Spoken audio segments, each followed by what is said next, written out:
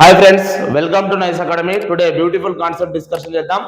Fractions topic నుంచి 5/8, 5/6, 1/2 right the ascending order.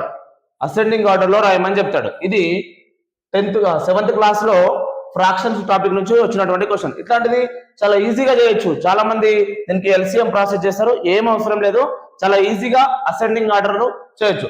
Ascending order అంటే ఏంది?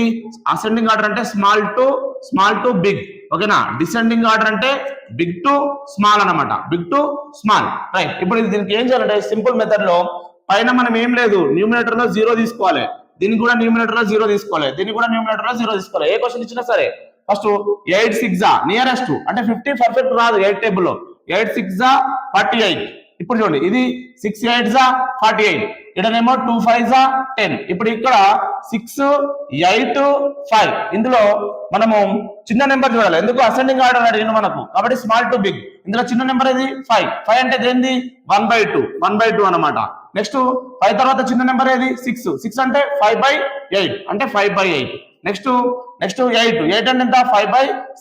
5/6 అసెండింగ్ ఆర్డర్ అంటే 1/2, 5/8, 5/6 అనేది దీనికి అసెండింగ్ ఆర్డర్ అవుతుంది. సేమ్ ఇట్లానే మీరు ఈ క్వశ్చన్ కు ఆన్సర్ చేసి కామెంట్ పెట్టండి. ఈ వీడియో నచ్చినట్లయితే మీ ఫ్రెండ్స్ కు షేర్ చేయండి, లైక్ చేయండి, సబ్స్క్రైబ్ చేయండి. Thank you so much.